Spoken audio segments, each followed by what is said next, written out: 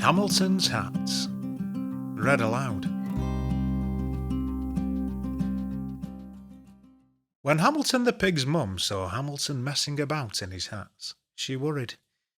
"Hamilton," she would say, "you are a very vain little pig, and I do not know what is to become of you. You have many lessons to learn in life, and you will learn none of them from hats." But Hamilton did not listen. He was too busy tipping and cocking, raising and straightening, and doing all other things you do with hats. One day, Hamilton the pig was out and about when he bumped into a giraffe. Hamilton was wearing a tall, teetering, high as a chimney sort of hat. "My hat makes me almost as tall as you," he said to the giraffe. The giraffe snorted and with one fell swoop snatched up the hat and flipped it onto her head. Indeed, a very fine hat," she said, ignoring the hot-cross piglet below. "I should like to keep it for myself. But if you are really determined to get your hat back, you must climb up my long, long neck to get it." Hamilton looked up at the giraffe's long, long legs and her long, long neck.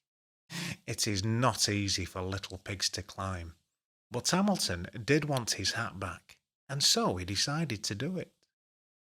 It was horrid. The giraffe kept wriggling her neck because, she said, Hamilton was so tickly. But Hamilton was determined, and so at last he got his hat. "Whee!" he cried as he slid down the back of the giraffe's neck and bumped onto the ground. "I am a very determined pig, and I have my hat." The next day, Hamilton the pig was out and about when he came across a crocodile. Hamilton was wearing a fierce, pointy, snap-your-tail-off sort of hat. "My hat makes me almost as fierce as you," he said to the crocodile. The crocodile yawned, and with a quick slurpity-slurp, snaffled the hat deep inside his mouth. Indeed, a very gobblesome hat. I should like to eat it for my dinner," drooled the crocodile, ignoring the raging pink piglet. "But if you really are brave enough to get your hat back, you must come inside my hungry, hungry jaws to get it." Hamilton looked at the crocodile's hungry, hungry jaws and his hungry, hungry smile. It is not easy for little pigs to jump inside a crocodile's mouth. But Hamilton did want his hat back, and so he decided to do it. It was terrifying. The crocodile kept licking his lips because, he said, Hamilton was so tasty. But Hamilton was brave, and so at last he got his hat. "Hurrah!" he shouted as he leapt off the crocodile's tongue and ran off as fast as he could. "I am a very determined and brave pig, and I have my hat." The next day, Hamilton the pig was out and about when he met a band of monkeys. Hamilton was wearing a round, bouncy, let's play catch sort of hat. "My hat makes me almost as playful as you," he said to the band of monkeys.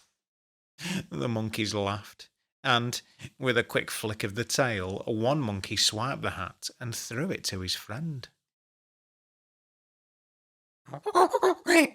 Indeed, a very fun hat.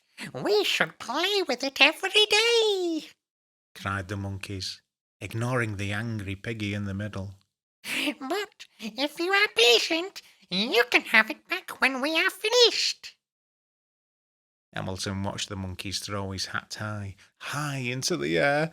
It is not easy for little pigs to be patient, but Hamilton did want his hat back, and so he decided to do it. Poor Hamilton.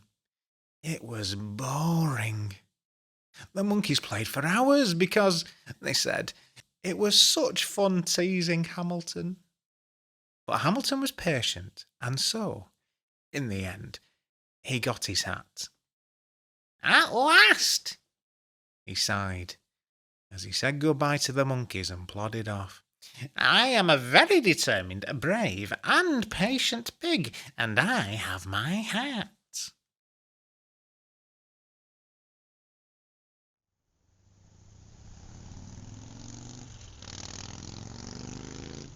The next day it was cold.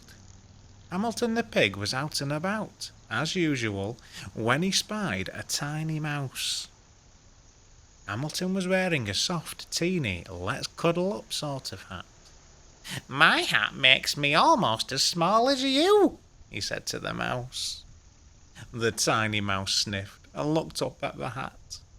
A slow, miserable tear rolled down her cheek. What's the matter? Asked Hamilton. I'm cold, and I have no house to live in. Your hat looks so cuddly and warm. It would be just the thing to curl up inside on a winter's night. You want to sleep in my hat?